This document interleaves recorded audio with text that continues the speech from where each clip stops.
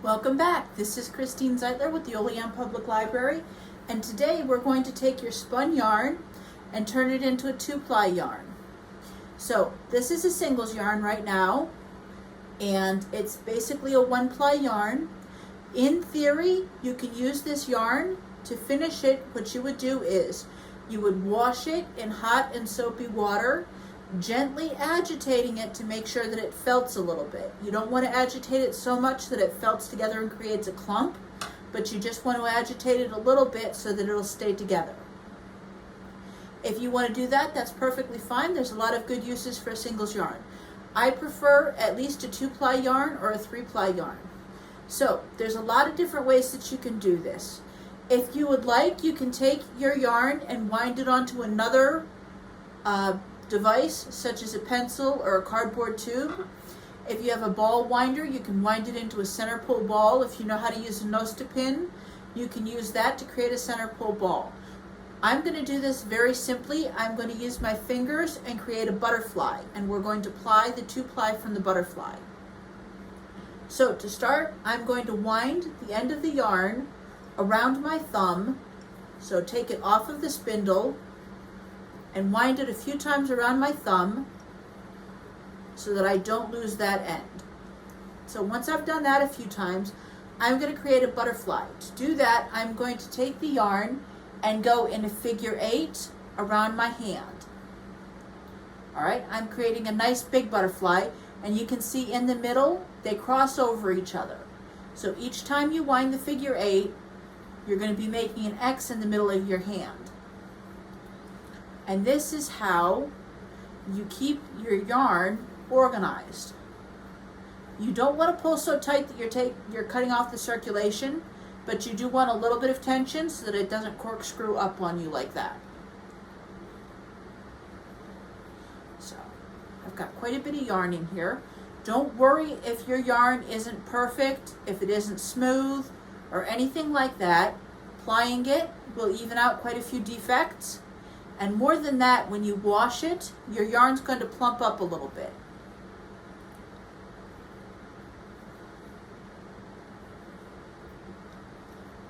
You can see, just keep winding it into a figure 8. Don't worry too much. As long as you've got that cross in the middle, you're good.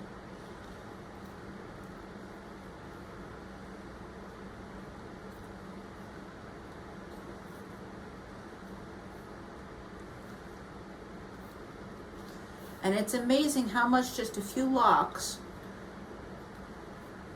of combed fiber, how much yarn you can get out of it.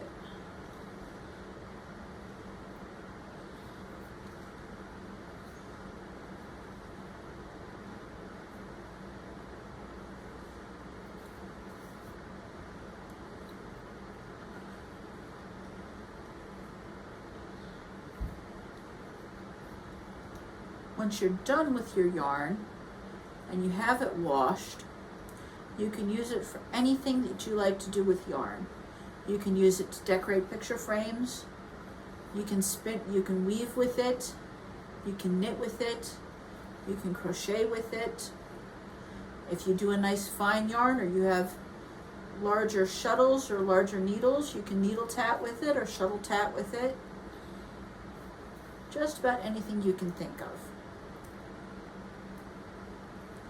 It's fun to experiment, it's fun to play with it.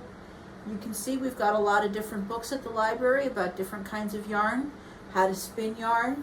This is a great one if you're looking to get into some of the fancier yarns that you see, like bouclés and thick and thin yarns, which is probably what you spun your first time. Okay, so now we're at the end of the spindle. So we're going to take this end, and we're going to take the one that was around my thumb.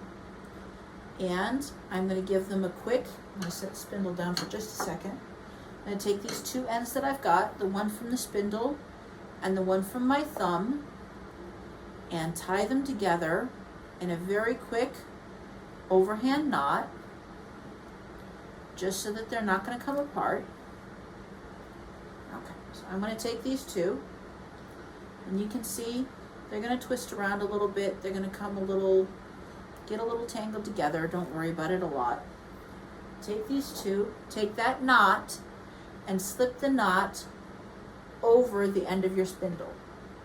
And since I spun my yarn going towards with the spindle spinning to the right, I want to spin it to the left. When you're plying, you always go the opposite direction that you spun your original yarn. So I'm going to start plying this first little bit. Once I've got that plied, you can see what it's doing is it's just kinking up just like the original singles did. If you spun it in the wrong direction, I'm going to show you that for demonstration purposes. First I've got to unply it, then reply it in the wrong direction. Okay. You're going to see they don't want to come together. You can see them separating out instead of wrapping around each other. So you can always tell when you've plied it in the wrong direction. So let's unply, reply. You want to make sure that it's plied very well so that you don't wind up with a strange yarn at the end. So we're going to take this, we're going to start winding our cock just like we did before. Take it off of the end of the spindle, pinching it tightly so you don't lose any twist, and wrap it around the shaft a couple of times, and then pull it up and wrap it around the hook. Now is the slightly scary part.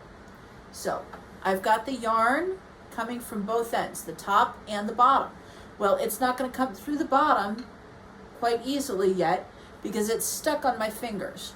So I've got to pull this off of here. It's going to kink up. Don't worry about it because you've got the edges set. I'm going to keep one finger in there so that I can pull from it. And then you can see it's pulling from the top and the bottom.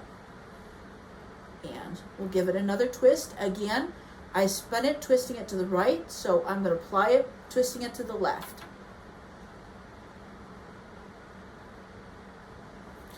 And once it looks good, I can wrap it onto the spindle. And keep doing that until all of your yarn is a 2-ply yarn. And once that's done, all you need to do is, well, you know what? I'll show you that in the next section. If you're an introvert, please check on your extroverts and have a great day. Happy spinning.